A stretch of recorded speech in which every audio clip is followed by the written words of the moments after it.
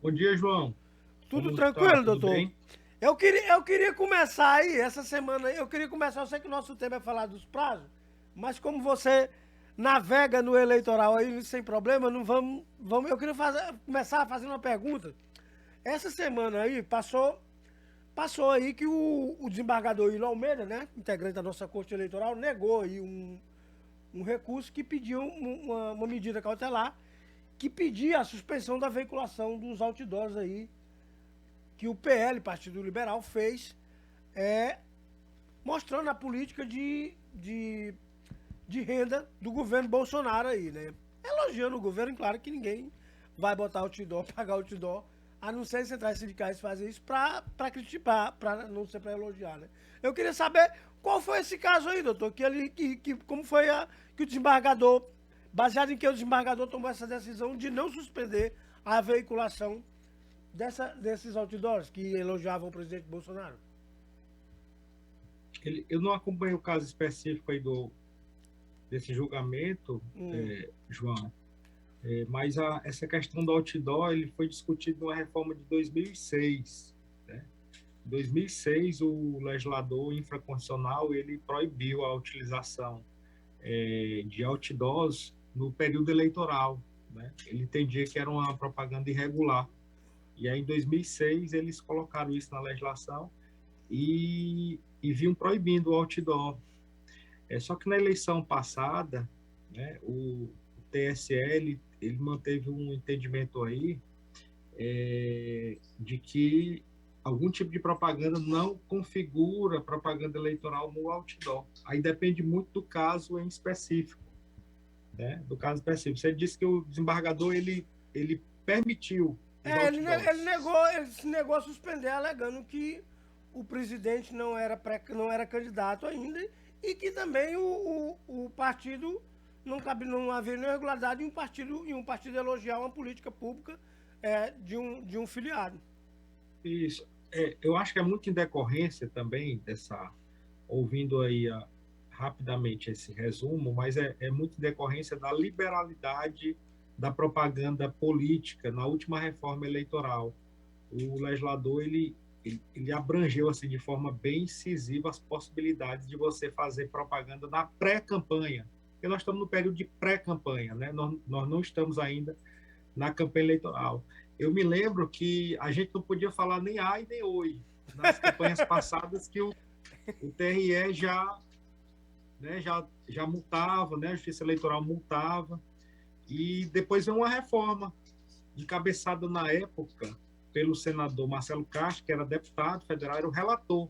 Não sei se você lembra, era o relator da Lembro reforma sim. política e nos finalmente passou a relatoria para o Rodrigo Maia, né? O presidente da Câmara passou para o Rodrigo Maia do Rio de Janeiro. E nesse ano, precisamente, teve uma expressiva mudança na legislação eleitoral para permitir atos de pré-campanha. Nós estamos no período da pré-campanha, nós não estamos ainda na campanha propriamente dita, que só começa após as convenções.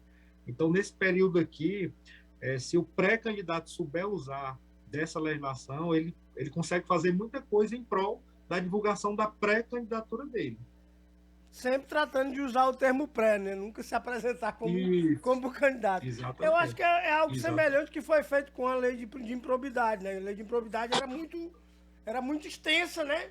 E aí o legislador disse, não, agora tem que ser conduta dolosa, se tiver multa tem que ser com imputação de débito, senão não tem. E tem que ser um fato determinado, não pode ser suposto fato, né? A Exatamente. lei de Ele improbidade, né? delimitou Com a reforma de todas essas 21. fases aí.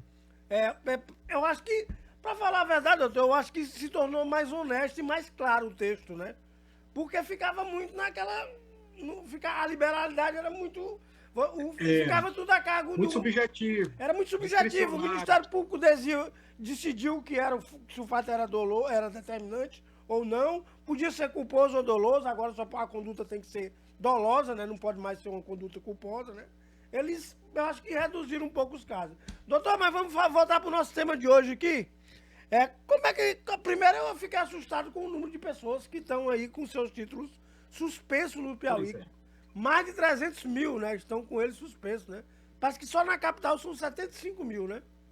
Pois é, a Justiça Eleitoral, eu acompanhando aí como advogado, ela fez um levantamento e observou esses dados aí que você falou. É assustador, né? Parece que mostra um desinteresse da população pelo processo eleitoral. E é importantíssimo a gente ter o maior número de eleitores, porque só assim a gente consegue efetivar nosso título de cidadania, né? A gente só passa a ser cidadão quando a gente vai lá na urna e vota. Né? O cidadão ele só passa a ser cidadão com a posse do título eleitoral. E esse levantamento da Justiça Eleitoral é preocupante. E aí, João, a gente tem agora, nesse mês de maio, alguns prazos. E o principal prazo é da fase do alistamento eleitoral. É importantíssimo. Agora, no dia 4 de maio, nós vamos ter aí o último dia para que o eleitor ele faça seu alistamento, ele faça sua transferência de domicílio, que é importante também, e o eleitor no exterior regularize sua situação perante a justiça brasileira também. Então, é um prazo final, um prazo importante, que é o prazo do dia 4 de maio, e que o eleitor deve ficar atento, porque senão vai ficar fora do processo democrático, que é o escrutínio. Né? Doutor, é bom a gente esclarecer que muitas vezes, por exemplo, eu vejo assim, porque tem multa e tudo. Vá no cartório porque compensa. As multas, os valores são, cá para nós, são irrisórios. Eu sei porque eu já fiz recadastramento já algumas vezes. O valor é irrisório e muitas vezes a pessoa não vai, achando que vai ser muito complicado. E não é tão complicado, até porque cada dia mais, a justiça eleitoral está mais descomplicada, né? João Carvalho, eu vou te dizer uma coisa importante aqui, que eu acho que a multa é R$3 e uma fração. E há muito tempo é esse valor.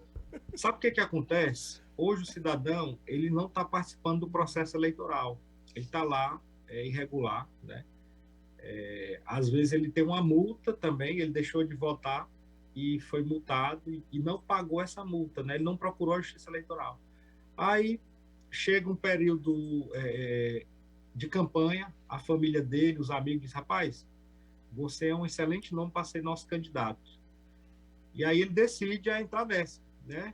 Se filia ao partido político, faz pré-campanha, depois passa por uma convenção, registra a candidatura dele, né?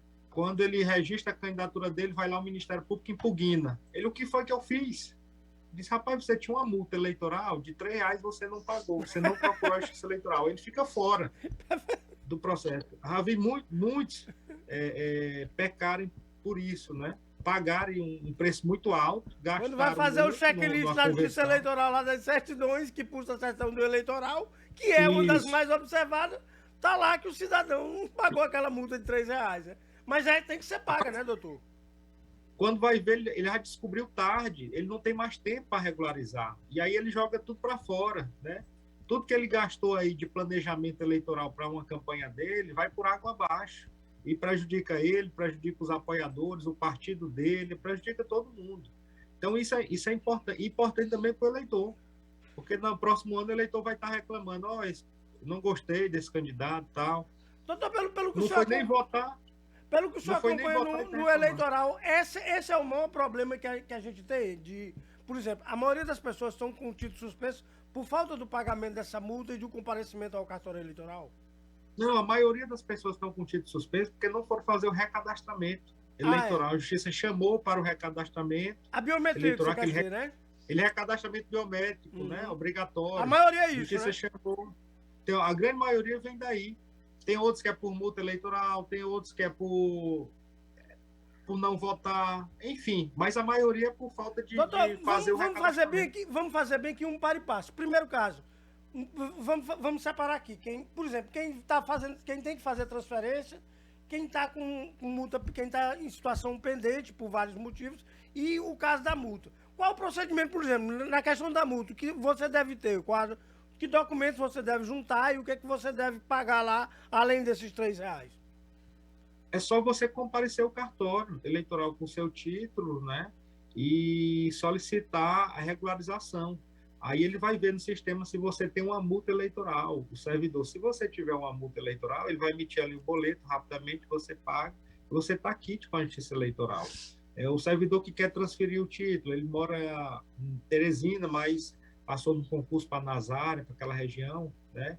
E aí ele tem até o dia 4 de maio para se dirigir até o o cartório eleitoral, e fazer isso. Inclusive faz pela internet, né? No site do próprio tribunal está fazendo isso. Quando a pandemia, eles criaram uma plataforma aí para o eleitor fazer isso digitalmente. Mas é uma coisa bem simples, é só o interesse do eleitor, o eleitor ir lá no cartório eleitoral. Mas, como você conhece a gente, o brasileiro, nós vamos deixar para ir lá no dia 4, no dia 3, né, João? Se você passar esses dias agora, no início de abril, não tinha ninguém no cartório eleitoral.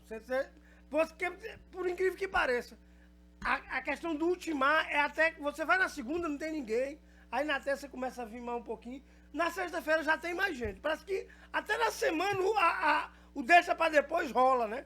Então, quando acontece... No dia 2. O cara não vai... No dia 2, no dia 3, aí tem gente vendendo senha. Ó, minha senha aqui. No dia 4, meu amigo, você não arranja mais nem para comprar senha, né? É um negócio complicado ali. Você vai ali para perto da escola técnica, que é uma das maiores... Que ali é a primeira zona, né? Ali é o cartório da primeira zona, né? Então, você vai para ali, agora, meu amigo, a fila tá lá na Frei Serafim, né? Teve uma mudança agora, é bom a gente falar, que os cartórios eleitorais eles foram ali para a Avenida Barão de Castelo Branco, ao lado daquele viaduto do metrô, né, onde era um quartel da polícia. Ah, eles estão agora no novo fórum eleitoral, né? Isso, eles estão todos ali. Né, ali é o fórum eleitoral, ali você está falando, para quem não tá nos entendendo, é como se fosse de frente para o Cefap e no fundo do primeiro BPM, né? Exatamente, tem uma estação do metrô ao lado. Exatamente, é um prédio novo, né? Que é o novo fórum. Maternidade Evangélica. Que é a nova unidade do TRE. Foi feita uma permuta naquele prédio ali. Estão todos ali. Estão todos ali. Todos os interessantes estão lá, né? Todos os cartórios estão ali, né? Ali é o fórum eleitoral. Doutor, aí tem uma pergunta aqui do ouvinte. Quem não tem e quem perdeu o título não sabe o número? CPF, né? CPF, mas tem que ir lá na Justiça Eleitoral solicitar uma segunda via. É importante. Né? Não, mas eu tô dizendo o caso da pessoa que quer regularizar lá e não sabe o número. Só levar o CPF. Na mesma hora ele emite certidão, né? Com o título. Mesmo que tenha suspenso, tudo, ele emite, né? Emite, sim. João Carvalho, bom dia. Peraí, parece que estão colocando aqui. Saber se... Ah, tá aqui. Tem uma pergunta aqui da ouvinte aqui, doutor. Deixa eu aumentar bem aqui, que eu sou meio cego, para não dizer todo, né? Vamos colocar bem aqui. João Carvalho, bom dia. Bom dia. Você, pelo programa, que eu queria saber se o Ministério Público do Piauí é pai do PL. Deixa o partido e fica com a Samanta, o Major Diego, são bolsonaristas. E os caciques antigos do PL, todos lulistas. Cheio de maracutá. Não, ele está dizendo aqui, o ouvinte está dizendo aqui, deixa eu ver bem aqui, logo aqui. É o Antônio Wilson. O Antônio Wilson já participa aqui com a gente. Ele está dizendo aqui que os bolsonaristas novos não têm espaço lá e os caciques velhos do PL são todos eleitores de Lula, né? Aí é complicado, porque quem define... O problema é que aqui, nessas mudanças aí, né, doutor? É bom que a gente diga hoje, a maioria não tem diretório, é uma comissão provisória que é nomeada pelo Diretório Nacional, né, doutor? Isso. É oportuno aí esse debate político do eleitor, também para a gente falar que no dia 31 de maio, desse mês também, é o último dia do prazo para o registro das federações partidárias perante o Tribunal Superior Eleitoral, nesse mês, que é o que está embolando aí os partidos Brasil afora, né? São as federações partidárias. Doutor, o Danilo Queiroz está fazendo uma observação aqui, quer que o senhor analise aí. Bom dia. Em uma democracia de verdade, o voto não pode ser obrigatório. É o Danilo aí, Queiroz, que está fazendo essa colocação. Eu concordo em parte aí com o Danilo, eu acho importante a liberdade do eleitor, de cada um. Mas o Brasil precisa avançar muito, a gente está vendo aí, só no Piauí tem 300 mil não regulares. O eleitor ele poderia pelo menos se regularizar e exercer o direito de votar em branco, né? Já que ele não está satisfeito com determinado candidato, ele pelo menos ele tem que exercer a cidadania dele, ir lá perante a Justiça Eleitoral e dizer, olha, eu voto em branco ou eu não voto de jeito nenhum, mas ele tem que comparecer, né? Mostrar que ele deve respeito às instituições. Até para dizer não tem que aparecer, eleitoral. Né? Até para dizer não tem que aparecer, né? Até para dizer não tem que aparecer. Doutor, a Maria de Andrade está com uma pergunta, eu vou ver aqui se é do nosso tema. Carvalho, eu tenho uma dúvida aqui sobre o título, que o meu teve uma alteração no meu nome. E na hora de eu fazer essa alteração, fiz tudo online, entrei em contato lá com o TRE, tive lá pessoalmente, não fui atendida, disse que tinha que ser tudo online. Aí lá me deram um site, eu entrei. Só que agora eu estou querendo ajeitar, tirar o outro, porque o velho não tem mais validade por causa dessa alteração no nome, e toda vez que eu vou entrar não está dando certo. Doutor, aí nesse caso aí, o que parece, ela deve ter mudado de estado civil e mudou o nome, né? Teve alteração Está de dando nome. conflito no E banco está de dando dados, conflito né? no banco de dados. Qual é a medida que o senhor... Da Justiça que Eleitoral. não está dando Agora, certo. como voltou, né? A Justiça Eleitoral voltou, está tudo funcionando plenamente. Eu aconselho ela a se dirigir, né, à Justiça Eleitoral agora, já na segunda-feira, né? Tentar resolver. E caso ela não consiga resolver, eu acredito que ela vai resolver, mas caso ela não consiga, ela pode também procurar. Comparece Aí presencialmente, né? Que já procurar um advogado ou Ministério Público para fazer alguma ação, alguma medida por ela, mas eu acredito que ela indo lá nessa semana ela consegue resolver sim. É até bom, dona Maria, que a senhora vá nessa semana, porque a partir da próxima semana e na outra nem se fala, vai começar a ficar esses cartórios aí superlotados. Ela parece que tem uma segunda pergunta para complementar. É a Maria Andrade, do Monte Alegre. Ah, é a Maria Andrade. Tá aí, dona Maria, é melhor a senhora ir lá agora, porque realmente o TRE não estava tendo atendimento presencial, mas já voltou lá o atendimento, embora esteja acontecendo tudo ainda online também, mas voltou o atendimento presencial e eles estão trabalhando lá com agendamento. É bom que se diga, que eu até vi a secretária do TRE adiantando essa parte, né? O Muniz também tem uma pergunta aqui, doutor.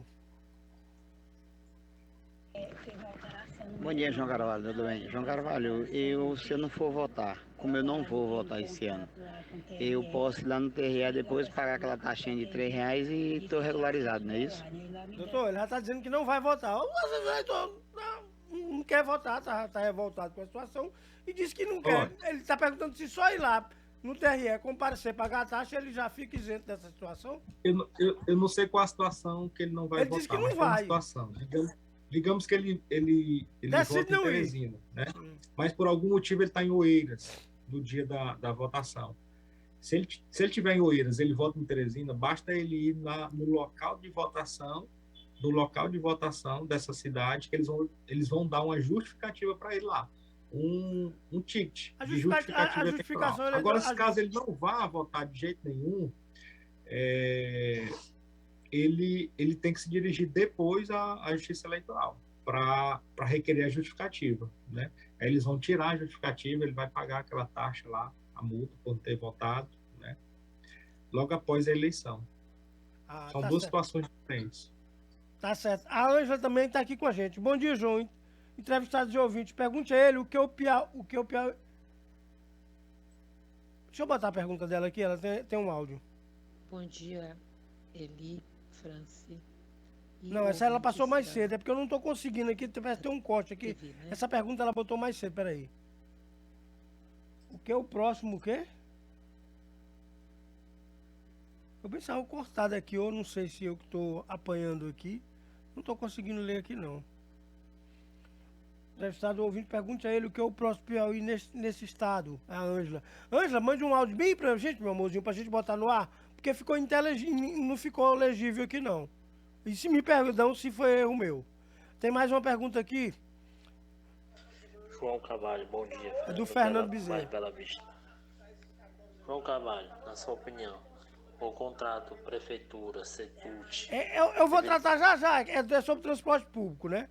O Mário Andrade tá com... o Mário tá agradecendo aí, doutor. A Ângela agora mandou, essa que mandou aí, tá mandando aqui a pergunta com o áudio, peraí. Bom dia, João. Bom dia, né? Eu perguntei para ele o que ele acha do programa Pro Piauí no nosso estado, né? Que para mim parece mais tipo uma propaganda para, como se diz, antecipada de eleição aqui no Piauí. Ela está falando do programa Pro Piauí, né? Que é um programa que surgiu nos últimos tempos, fruto de superávit de ações judiciais, de recuperações judiciais, de superávit e que tem um apelo bastante eleitoral, porque é investimento direto e com recurso próprio, né? Como é que o senhor analisa esse tipo de programa num ano pré-eleitoral? Acho que é isso mais ou menos que ela quer saber. É difícil a gente se manifestar sobre situações, né, concretas aí que existem na sociedade, mas a lei eleitoral, ela traz aí no ano das eleições várias permissividades, né? Eu não conheço a fundo o programa, não sei dessas repercussões eleitorais, né, que ela está fazendo um levantamento, mas esses programas de governo, né, da lei eleitoral, esses programas que eles já vêm acontecendo de um bom tempo, eles não podem ser interrompidos, né? A continuidade dele, se eles estão trazendo um serviço público para a sociedade, eles não podem ser interrompidos porque tem ano de eleição. Mas também não podem ser criados no ano da eleição, né, doutor? Não pode ser interrompido o que já existe, mas não pode ser criado no período já em cima da eleição, né? Eles não podem ser interrompidos no ano da eleição, né? Eu acho que isso lá no direito eleitoral, quando a gente está falando de condutas vedadas, alguns processos eleitorais, são situações que lá no período eleitoral propriamente dito, o candidato ou o gestor, ele cria um programa ou ele desvia um recurso, uma finalidade para angariar votos, né? Mas no caso de programas que já vem acontecendo, né, eu acho obras, que ela quer saber, obras, se o programa, ela está deixando claro aqui que ela acha que o programa tem um cunho eleitoral. Só que o programa foi criado antes foi criado no prazo legal, né? Foi criado no ano passado, no início do ano passado ainda. Então, é difícil você enquadrar isso aí como uma conduta irregular, porque foi ao princípio aí da anterioridade, né? Foi criado antes, dificilmente vai ser alcançado pela legislação, né, doutor? O legislador observa muitas coisas a partir de janeiro do ano eleitoral, né? Como eu estou explicando. Como as próprias pesquisas, né? Ele foi criado anteriormente, ele vem prestando um serviço para a sociedade, né? De certa forma, eu entendo que não tem esse reflexo. A depender de como ele é usado, não tem esse reflexo aí negativo. E tem vários serviços, serviços públicos. Uma coisa que está muito comum agora até quando é permitida a inauguração de obras para o gestor público. Entrega de obras, inaugurações de obras para o gestor público que disputa a carga letiva agora. Pronto, uma boa pergunta. Obras a gente deve e pode fazer em qualquer período, obras públicas, né? Mas a entrega... Porque é importante. Aí, ele pode entregar também a qualquer momento. Agora, participar da entrega, da solenidade de entrega, o candidato ele tem que respeitar 3 meses antes. O candidato. Às vezes o cara lá é governador, é prefeito, é alguma autoridade aí pública, mas ele não é candidato. Por exemplo, vou dar um exemplo. A governadora Regina, que não é candidata, ela pode participar de inauguração até na véspera da eleição, né? Pode, não sendo candidato, a lei proíbe o candidato. Mas vou dar um exemplo. Não são candidatos ainda, mas já são pré-candidatos manifestos. Os que se afastaram de cargos públicos, ou seja, se desincompatibilizaram para ficar preencher o requisito de elegibilidade. Eles podem até 3 meses ainda da eleição. Até 3 meses, né? A partir dos 3 meses ainda da eleição, está proibida a participação de candidatos, né? Mas também tem que se evitar aí os abusos também, né? Se o Ministério Público Eleitoral perceber que está havendo abuso, que a conduta está sendo ostensiva também, às vezes eu já vi que mesmo antes desse prazo, o Ministério Público considera que aquilo é um abuso de poder político ou econômico, às vezes, né? Aí é outro conceito, o abuso do poder político, né? E o abuso do poder econômico, ele é diferente de conduta vedada. Isso pode acontecer a qualquer tempo, né? Essa conduta de participar de inauguração de obra pública nos 3 meses que antecedem o pleito pelo candidato é uma conduta vedada descrita na lei 9.504. Não se discute isso aí, né? Não se discute. Abuso do poder econômico e abuso do poder político é subjetivo. Aí é outra questão que tem que ser analisada. Isso aí só num procedimento, numa AIME ou no ZAIME, AIG, aquele monte de sigla que existe para especificar o tipo de impugnação que o candidato vai sofrer, né, doutor? Doutor, eu acho que foi bom hoje aqui, a gente fez uma espécie de balcão aqui, uma banca mesmo aqui de sapateiro, com o ouvinte que teve aqui, quem teve oportunidade. Se você tiver alguma dúvida também, mande pra gente aqui, que o doutor Fábio sempre participa com a gente aqui. E mesmo quando não for parte do tema, mas que o ouvinte mandar uma pergunta, nós vamos levar ao ar. Doutor, obrigado aí pela atenção e bom feriadão aí. Vai viajar, obrigado, doutor? Bom feriado de Páscoa. Vai viajar? Então, vai viajar, vai sair porque a maioria do povo vai pro interior, né? Eu, por exemplo, sou do interior, vou pro interior. Não pro meu, mas vou pro interior, né? A maioria do pessoal, quando é a Semana Santa, aí vai pro interior. Você vai viajar? Vou viajar amanhã com a Liz Viana e a Sarene Ribeiro, minha esposa e minha filha. As duas. Pois tá, doutor. Boa viagem aí, obrigado pela atenção, né? Vamos pro primeiro intervalo aí, Renan? Um abraço, obrigado. Vamos pro primeiro intervalo aí, a gente volta já com a banca de sapateiro.